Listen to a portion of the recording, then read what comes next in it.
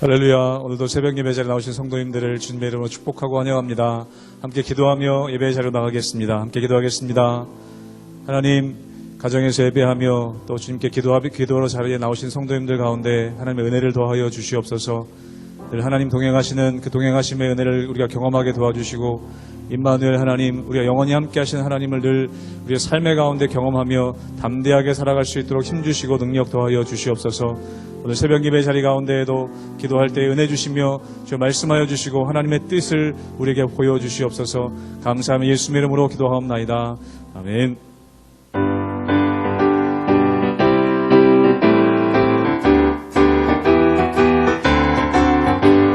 주의 친절한 발에 안기세 우리 마음이 평안하리니 항상 기쁘고 복이 되겠네. 영원하신 발에 주의 친절한 발에 안기세 우리 마음이 평안하리니 항상 기쁘고 복이 되겠네. 영원하신 발에 안기세 주의 발에 그 크신 발에 안기세 주의 발에 영원하신 발에 안기 날이 갈수록 주의 사랑이 그를 광명하게 비치고 천성 가르니 편히 가리니 영원하신 발에 안기 주의 팔에 그 크신 발에 안기세 주의 발에 영원하신 발에 주의 보좌로 나아갈 때에 기뻐 찬미 소리 외치고 법과 두려움 없어지리니 영원하신 발에 안기 주의 발에 그 크신 발에 안기세 주의 발에 영원 우리 3절로 한번 고백합니다. 주의 보좌로 나아갈 때에 기뻐 찬미 소리 외치고 겁과 두려움 없어지리니 영원하신 발에 안기 아멘. 주의 발에 그 크신 발에 안기세 주의 발에 영원하신 발에 주의 발에 그 크신 발에 주의 발에 그 크신 발에 안기세 주의 발에 영원하신 발에 안기세 주의 발에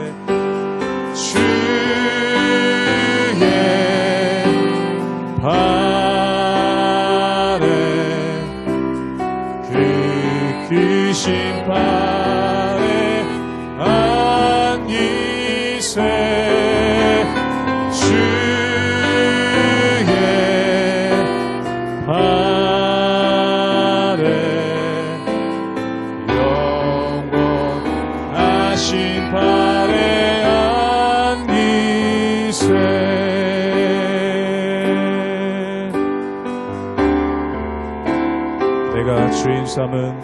내가 주인 삼은 모든 것 내려놓고 내 주 되신 주 앞에 나가 내가 사랑했던 모든 것 내려놓고 주님만 사랑해. 내가 주인 삼은 것 내려놓고 내가 내가 주인 삼은 모든 것 내려놓고 내 주 되신 주 앞에 나가 내가 사랑했던 모든 것 내려놓고 주님만 사랑해. 주 사랑 거친 풍랑에도 주 사랑 거친 풍랑에도 깊은 바다처럼 나를 잠잠케 해. 주 사랑 내 영혼의 반석 그 사랑 위에 서. 주 사랑 거친 풍랑에도 주 사랑 거친 풍랑에도 깊은 바다처럼 나를 잠잠케 해. 주 사랑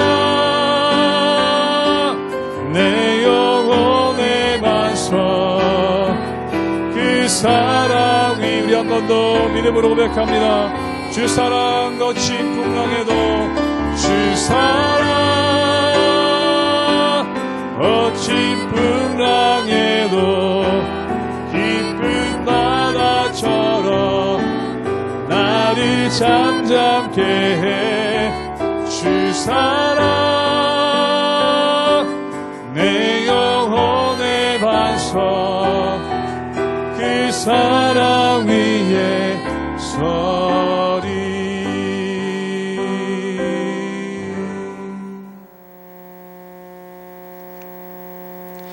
할렐루야. 우리 하나님의 은혜와 평강이 우리 성도님들 삶 가운데 날마다 가득하시기를 주님의 이름으로 축원합니다. 우리가 성경을 보면서 한 가지 알 수 있는 것이 있습니다. 그것은 바로 하나님은 어떤 분이신가, 하나님은 우리를 어떻게 생각하시는가, 그것에 대해서 알게 된다는 것이죠.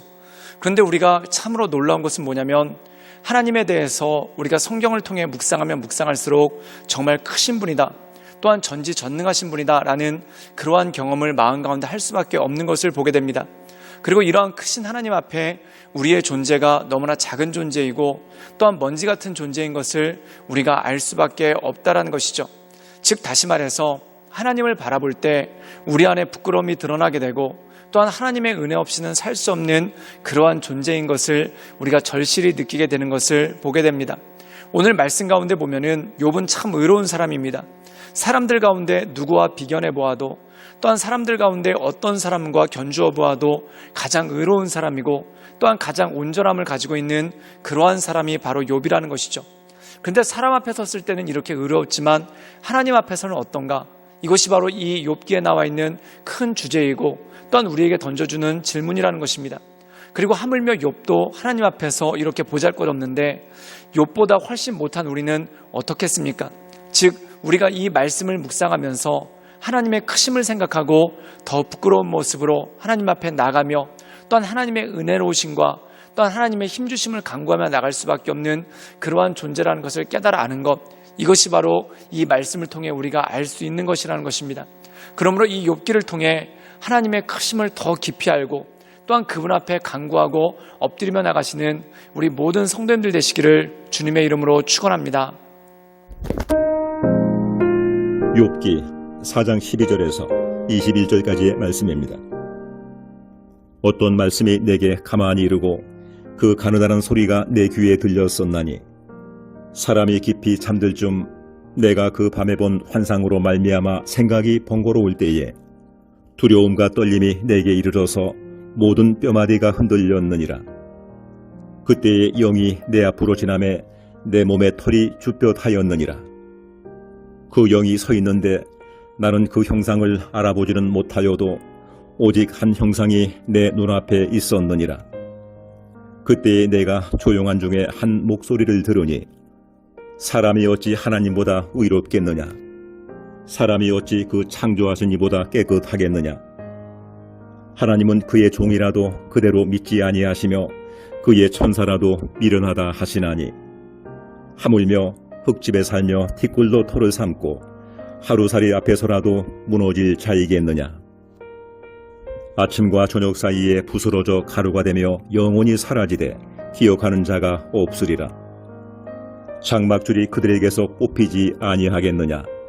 그들은 지혜가 없이 죽느니라. 오늘 말씀 가운데 보면은 엘리바스라는 사람이 욥에게 권면하는 그러한 모습이 나오는 것을 보게 됩니다. 그런데 우리가 이 엘리바스의 권면을 보면서 이런 생각을 하게 됩니다. 누가 누구에게 권면을 하는가? 이런 생각을 하게 될 때가 참 많죠. 어떻게 보면은 이 욥은 엘리바스보다 훨씬 의로운 사람입니다. 또한 엘리바스와 욥은 비교할 수 없을 정도로 욥이 굉장히 뛰어난 사람인 것을 우리가 알게 되죠. 그런데 여기서 한 가지 중요한 것이 있습니다. 이 엘리바스가 욥에게 권면하는 것이 아니라 이 엘리바스의 부족한 입술이지만 그의 입술을 통해서 하나님이 어떤 분이신지를 드러내고 또한 하나님이 어떠한 존재인가를 드러내는 것이 오늘 말씀 가운데 나와 있다는 것이죠. 우리 함께 욥기 4장 17절의 말씀을 읽도록 하겠습니다. 제가 읽겠습니다. 사람이 어찌 하나님보다 의롭겠느냐? 사람이 어찌 그 창조하신 이보다 깨끗하겠느냐?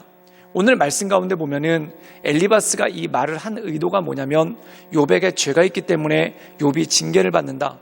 또한 욥에게 알지 못하는 죄가 있기 때문에 그가 심판받는다라고 얘기하면서 욥을 책망하면서 나온 말이 바로 이 말입니다.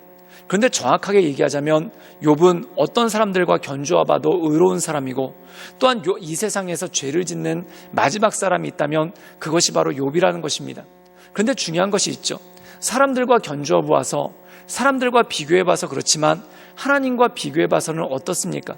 오늘 말씀 가운데 보면 엘리바스는 한 가지 오해하는 것이 있습니다. 욥은 죄가 있어서 징계를 받고 자기는 죄가 없어서 징계를 안 받는다라는 그러한 착각 가운데 있다라는 것이죠. 사랑하는 여러분, 그런데 이 욥이 이렇게 어려움 당한 걸 보면은 엘리바스가 자신을 돌아봐야 됩니다. 욥처럼 의로운 사람도 이렇게 심판을 받는데 오죽 나는 오죽하랴라는 그러한 생각을 해야 되는 것이 맞는 것 아니겠습니까? 그런데 엘리바스는 착각을 합니다. 그게 뭐냐면 욥에게는 죄가 있고 자기에게는 죄가 없다라고 생각을 하는 것이죠. 그런데 이 엘리바스의 입을 빌어서 우리에게 공통적으로 주시는 지혜가 있습니다. 그건 뭐냐면 욥도 죄인이고 엘리바스도 죄인이라는 것입니다. 그럼 누구 앞에서 죄인인가? 바로 하나님 앞에서 모두가 죄인이고 또한 하나님 앞에서 모두가 연약한 존재일 수밖에 없다라는 것이죠. 그렇다면 여기서 나오는 말씀이 무엇입니까? 우리 함께 욥기 4장 20절의 말씀을 읽도록 하겠습니다. 제가 읽겠습니다. 아침과 저녁 사이에 부스러져 가루가 되며 영원히 사라지게 돼 기억하는 자가 없으리라. 오늘 말씀 가운데 보면은 영원하신 하나님께 비교해 봤을 때 사람의 존재는 하루 사이에 부스러지는 가루와 똑같다라는 그러한 말씀이 이 가운데 나와 있다는 것이죠. 사랑하는 여러분, 우리가 한 가지 중요하게 여겨야 될 것이 있습니다. 우리가 성경에 보면은 이 특별히 마태복음에 보면 인간의 기준에 봤을 때 의인의 대명사는 바리새인이고 죄인의 대명사는 세리인 것을 보게 됩니다. 그리고 이 바리새인들은 스스로를 의롭다 생각을 했고 또한 바리새인들에 비해서 자기들은 비교할 바도 없이 의롭다라고 생각을 했죠. 그런데 예수님께서는 이 바리새인들에게 뭐라고 얘기합니까? 너희들도 마찬가지로 죄인이다라고 그렇게 말씀하시고 그들을 꾸짖으셨다는 것이죠. 그렇다면 바리새인들이 죄인이란 이유가 무엇입니까? 그들이 외식을 범하고 또한 여러 가지 자신들의 겉보기에 온전케 하려는 그러한 모습이 있는 것이 참 많습니다. 그런데 그것을 그만두고라도 이 바리새인들이 하나님 앞에 서면은 그들이 아무리 의롭다 한들 결국 죄인일 수밖에 없는 그러한 모습이 그 가운데 있지 않겠습니까?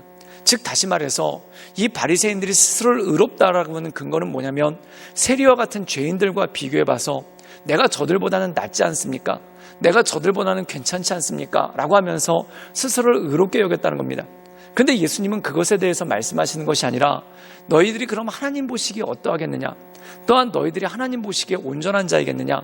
즉 하나님 보시기에 부끄러운 자임을 스스로 깨달으라는 것입니다. 그리고 또한 세리에게 주시는 동일한 메시지가 있죠. 그럼 세리들은 바리새인들이 꾸짖음 당하는 걸 보면서 예수님에게 책망당한 걸 보면서 너나 나나 똑같은 죄인이다 이렇게 생각하면서 바리새인들을 우습게 여긴다면 그건 역시 합당하지가 않다는 겁니다. 그럼 세리들은 어떤 마음을 가져야 될까요? 야, 저렇게 거룩하다는 바리새인들도 책망을 받는데 나는 오죽하겠는가? 저렇게 괜찮게 살려고 애쓰는 바리새인들도 책망을 받는데 나는 오죽하겠는가? 나는 정말 하나님 앞에 납작 엎드려야 되겠구나. 나는 정말 하나님 앞에 바짝 엎드려서 하나님의 도우심을 간구해야 되겠구나 라는 그러한 생각이 들지 않겠습니까? 이것이 바로 온전한 것이란 겁니다. 사람들은 잘못 해석을 하죠. 그게 뭐냐면 바리새인들은 세리들을 바라보면서 내가 너희들보다 거룩하다, 고로 나는 거룩하다 이런 착각에 빠지고, 세리들은 책망받는 바리새인들을 보면서 그들도 별거 아니구만 뭐 이렇게 생각하면서 그들을 경홀히 여기는 그러한 모습도 있다는 겁니다. 그런데 하나님의 메시지는 그게 아닙니다. 바리새인이나 세리나 모두 하나님 앞에 죄인이고, 또한 하나님의 은혜 없이는, 하나님의 도우심 없이는 온전함을 가질 수 없는 것을 알기 때문에 모두가 하나님의 긍휼하심과 자비하심을 바라보며 그분의 보좌 앞으로 나와야 된다라는 메시지가 바로 이 안에 있는 것입니다. 사랑하는 여러분, 다른 사람과 비교해서 내가 의롭다라고 생각하지 마십시오.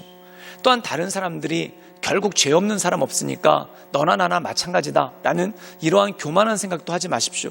결국 하나님 앞에 하나님의 의를 바라보며 하나님의 거룩하심을 바라보며 하나님의 도우심 없이는 우리가 결코 구원받을 수도 없고 온전해질 수도 없구나 라는 그러한 마음을 가지고 하나님께 바짝 엎드려 하나님의 도우심을 날마다 간구하며 나가시는 우리 모든 성도님들 되시기를 주님의 이름으로 축원합니다. 함께 기도하겠습니다. 늘 언제나 살아서 역사하신 주님, 우리가 날마다 주님을 바라보며 주님의 은혜 가운데 그 인도하신 가운데 나갑니다.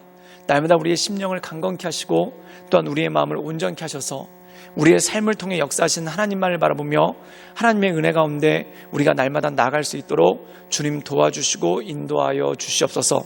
그리하여 하나님, 크신 하나님을 바라보며 우리끼리 누가 더 크냐, 누가 더 작냐 이걸 가지고 피장파장하는 것이 아니라 거룩하신 하나님 앞에 우리가 모두 무릎 꿇고 주 앞에 엎드려 주님만을 경배하며 나가는 믿음의 사람 될 수 있도록 주님 이끌어 주시고 주님 역사하여 주시옵소서. 예수님의 이름으로 감사하며 기도드리옵나이다. 아멘.